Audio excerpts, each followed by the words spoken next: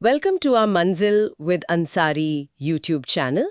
आज हम Bayley scales of infant and toddler development important topic पढ़ने जा रहे हैं, जहां से डीएसएसबी पीआरटी में प्रश्न आया था। अगर आपको डीएसएसबी टीचिंग मेथोडोलॉजी से रिलेटेड यूजफुल वीडियोस पसंद है तो वीडियो को लाइक करें, शेयर करें और चैनल को सब्सक्राइब जरूर करें। चलिए शुरुआत करते हैं। तो आज का हमारा टॉपिक है Bayley scales of infant and toddler development, जिसे BSID-3 भी कहते हैं। जी, ये एक बहुत ही महत्वपूर्ण असेसमेंट टूल है और इसे विकासात्मक मूल्यांकन में मतलब डेवलपमेंटल असेसमेंट में गोल्ड स्टैंडर्ड माना जाता है। गोल्ड स्टैंडर्ड यानी स्वर्ण मानक, ये बहुत बड़ा दावा है। तो चलिए सबसे पहले इसके परिचय और उद्देश्य को समझते हैं। जी, ये है क्या असल में? देखिए, ये एक व्यापक औपचारिक मूल्यांकन उपकरण है, मतलब एक फॉर्मल असेसमेंट टूल है। और इसका मुख्य उद्देश्य क्या है? इसका मुख्य उद्देश्य है बच्चों में विकासात्मक देरी मतलब डेवलपमेंटल डिले का पता लगाना। अच्छा। और सिर्फ पता लगाना नहीं, उसके आधार पर एक हस्तक्षेप योजना यानी इंटरवेंशन प्लानिंग तैयार करना। तो ये टेस्ट किन बच्चों के लिए इस्तेमाल होता है? इसकी टारगेट पॉपुलेशन क्या है? ये टेस्ट 1 महीने से लेकर 42 महीने तक के बच्चों के लिए उपयोग किया जाता है। मतलब इसमें शिशु यानी इन्फेंट और छोटे बच्चे टॉडलर दोनों शामिल हैं। जी बिल्कुल, और इसका सबसे जरूरी काम है विकासात्मक कामकाज को मापना, मतलब डेवलपमेंटल फंक्शनिंग को मेजर करना। ठीक है, तो अब इस टेस्ट की बनावट को समझते हैं। इसमें 5 प्रमुख पैमाने हैं। हाँ, BSID-3 में 5 प्रमुख पैमाने हैं जिन्हें 2 मुख्य भागों में बांटा गया है। और इसे पूरा करने में कितना समय लगता है? इसमें करीब 45 से 60 मिनट लगते हैं। तो इसके जो 2 भाग हैं वो क्या हैं? पहला भाग है बाल संपर्क या चाइल्ड इंटरैक्शन। ये एक डायरेक्ट असेसमेंट है। डायरेक्ट असेसमेंट मतलब परीक्षक सीधे बच्चे के साथ काम करता है? हाँ, इसके अंदर 3 पैमाने आते हैं। पहला संज्ञानात्मक पैमाना या कॉग्निटिव स्केल, दूसरा है भाषा पैमाना यानी लैंग्वेज स्केल, और तीसरा मोटर कौशल पैमाना यानी मोटर स्केल। ठीक है, और दूसरा मुख्य भाग कौन सा है? दूसरा भाग है माता पिता प्रश्नावली, पेरेंट क्वेश्चनेयर। अच्छा, तो ये माता पिता या देखभाल करने वालों से भरवाया जाता है? जी, इसमें 2 पैमाने आते हैं। एक है सामाजिक भावनात्मक पैमाना मतलब सोशल इमोशनल स्केल, और पांचवा है अनुकूलनीय व्यवहार पैमाना जिसे अडेप्टिव बिहेवियर स्केल कहते हैं। चलिए अब इन पैमानों को थोड़ा विस्तार से समझते हैं।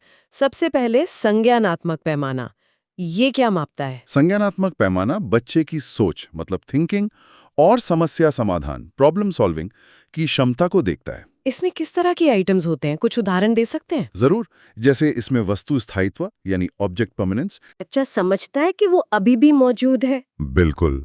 इसके अलावा स्मृति और सीखने की क्षमता मतलब मेमोरी और लर्निंग, जटिल खेल जैसे ब्लॉक से कुछ बनाना। हाँ, और रंग और आकार मिलाना, गिनती और संख्या की शुरुआती समझ, ये सब भी इसमें आता है। ठीक है, अब बात करते हैं भाषा पैमाने की। भाषा पैमाने को 2 भागों में बांटा गया है। वो कौन से हैं? पहला है ग्रहणशील संचार यानी रिसेप्टिव कम्युनिकेशन।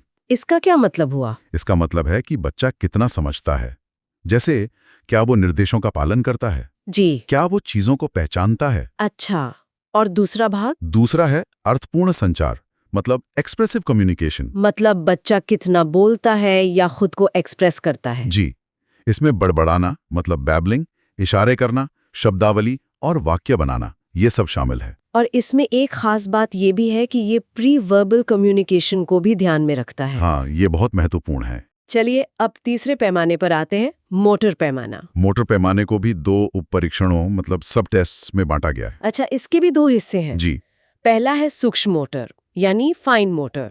इसमें क्या देखा जाता है? इसमें हाथ और उंगलियों का तालमेल मतलब कोऑर्डिनेशन मापा जाता है। जैसे किसी चीज को पकड़ना। हाँ, पकड़ना, कुछ लिखने की कोशिश करना या ब्लॉक रखना। और इसका दूसरा उप परीक्षण वो है स्थूल मोटर यानी ग्रॉस मोटर। मतलब बड़ी मांसपेशियों की गति। बिल्कुल, जैसे बैठना, रेंगना, चलना या सीढ़ियां चढ़ना। और इन दोनों के स्कोर अलग अलग मिलते हैं। हाँ, दोनों उप परीक्षण अलग अलग स्कोर देते हैं। ठीक है, तो ये थे पहले 3 पैमाने।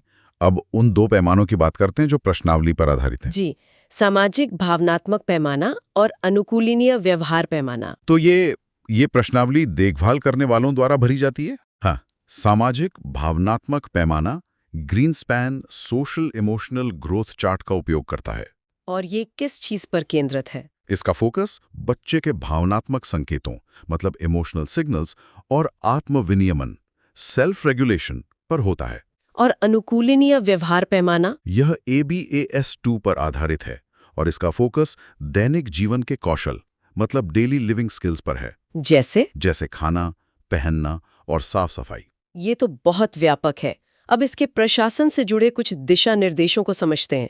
आपने बताया कि इसमें लगभग 1 घंटा लगता है। हाँ, 30 से 90 मिनट लग सकते हैं, पर औसत 60 मिनट है। और क्या इसमें कोई लचीलापन है? मतलब क्या उप परीक्षणों को किसी भी क्रम में किया जा सकता है? जी, इसमें लचीलापन है। आप किसी भी क्रम में उप परीक्षण कर सकते हैं। एक और बात कि टेस्ट शुरू कहाँ से होता है? इसका शुरुआती बिंदु मतलब स्टार्ट पॉइंट बच्चे की उम्र के आधार पर तय किया जाता है। अच्छा, और इसमें बेसल और सीलिंग नियम का भी इस्तेमाल होता है, वो क्या है? हाँ, बेसल का मतलब है कि जब बच्चा लगातार 3 आइटम सही कर लेता है तो बेसल स्थापित हो जाता है। और टेस्ट जारी रहता है? जी, और सीलिंग का मतलब है कि जब बच्चा लगातार 5 आइटम गलत कर देता है तो सीलिंग स्थापित हो जाती है और टेस्ट रोक दिया जाता है। ये तो बहुत ही स्मार्ट तरीका है समय बचाने का और बच्चे को निराश होने से बचाने का।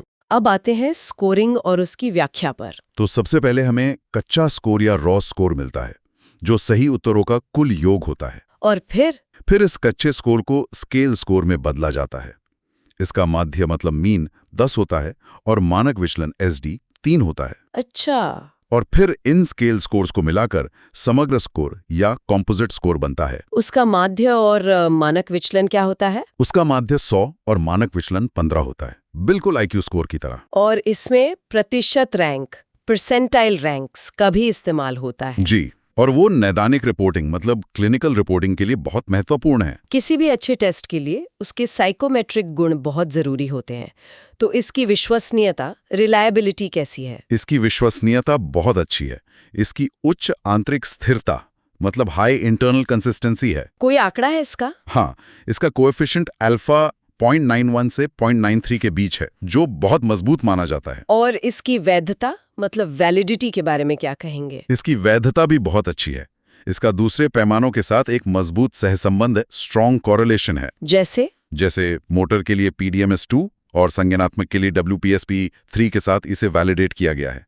यह नैदानिक रूप से सिद्ध है। तो अब इसकी नैदानिक उपयोगिता मतलब क्लिनिकल यूटिलिटी पर आते हैं। इसका इस्तेमाल कहाँ-कहाँ होता है? इसका सबसे पहला उपयोग है विकासात्मक देरी की पहचान करना। ठीक है। दूसरा, हस्तक्षेप सेवाओं के लिए पात्रता निर्धारित करना, मतलब क्या बच्चे को थेरेपी की जरूरत है। और समय के साथ प्रगति की निगरानी करना, और इसका इस्तेमाल अनुसंधान अध्ययनों में भी होता है। किन स्थितियों वाले बच्चों के लिए ये विशेष रूप से उपयोगी है? ये down syndrome, autism, cerebral palsy और जो बच्चे समय से पहले पैदा होते हैं उनके लिए बहुत उपयोगी है। तो अब अगर हम BSID-3 के फायदों को देखें तो सबसे बड़ा फायदा क्या है? सबसे बड़ा फायदा है कि ये बहुत व्यापक मतलब कॉम्प्रहेंसिव है।